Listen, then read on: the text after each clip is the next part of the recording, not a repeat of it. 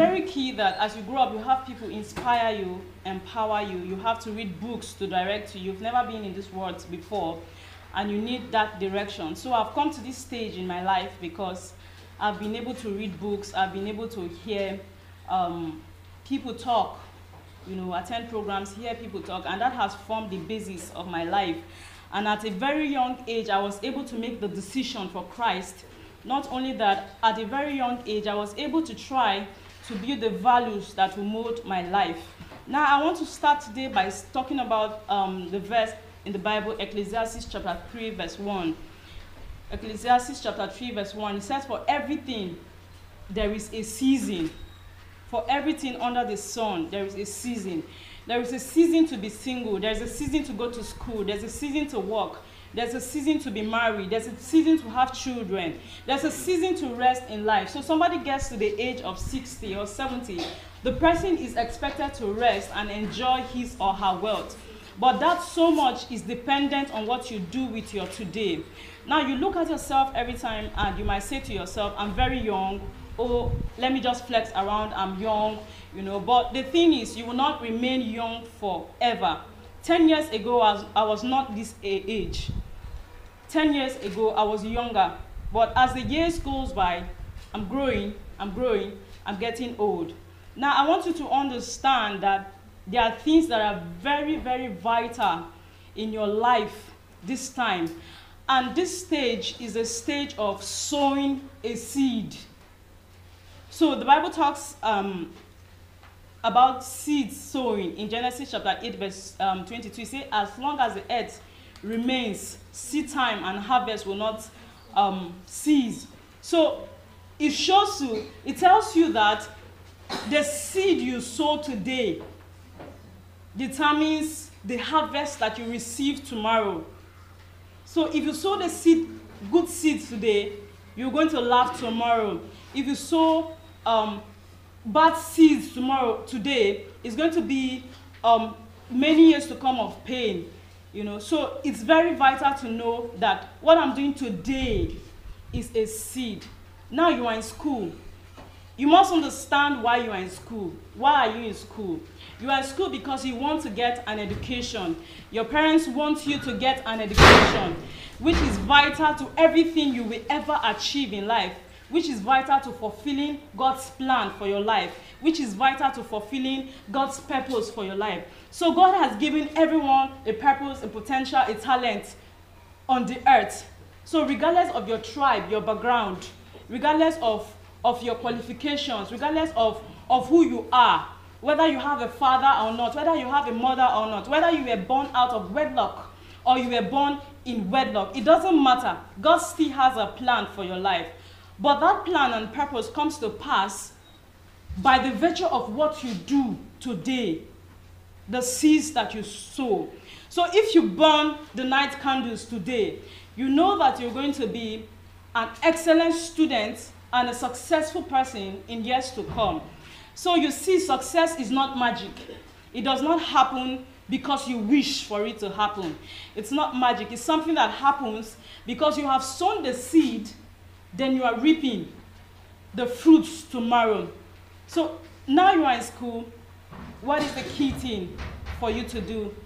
Is to study, is to read your books, is to build values. What kind of values? What are values? Values are what you believe to be wrong or right. Those are values. And from common sense, we already know a lot of things that are wrong or right, but a lot of times we don't really do them. So at this stage, you will have your teachers discipline you. You will have your parents discipline you.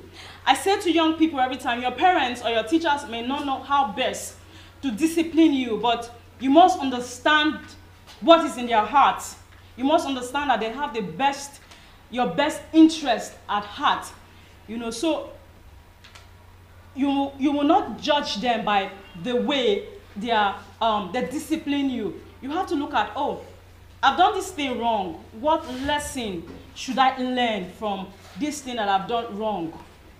Oh, my parents disciplined me in this way, or my uncle. Some of you stay with your uncle. My uncle, my auntie, discipline me in this way. So you must understand that discipline is for your good, and that is a value.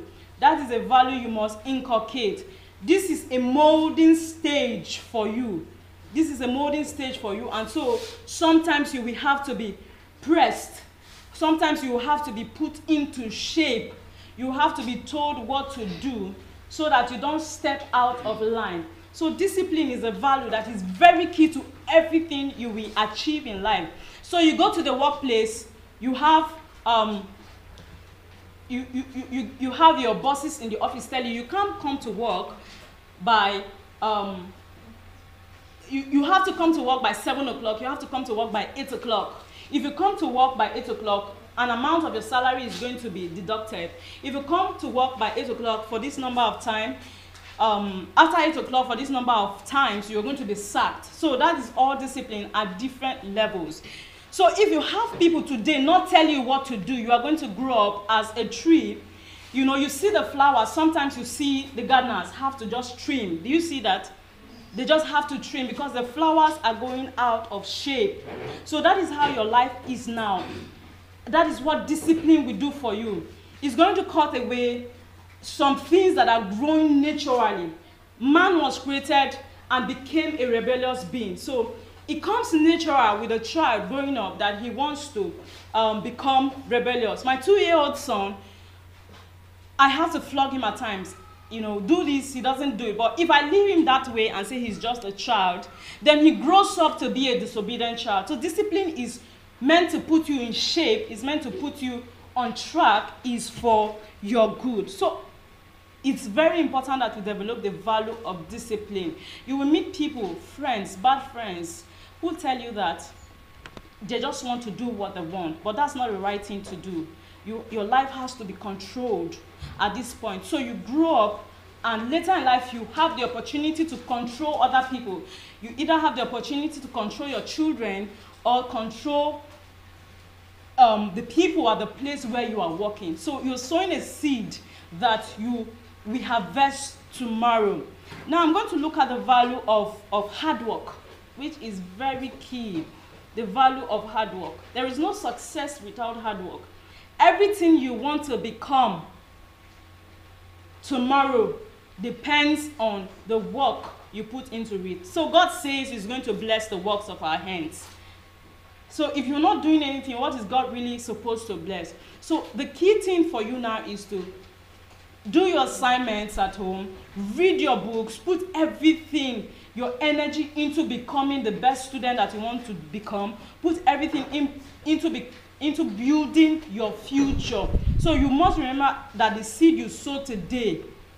So if you are a student that sleeps all through the night, if you are a student that sits before the TV all through the day, if you are a student that just goes about with bad friends, you know, gisting and doing a lot of things, if you are a student that closes your book after school and goes home and does not read, then you do not expect to really come out as an excellent student. But I want to encourage you today that hard work pays. I've gotten to this level because of hard work.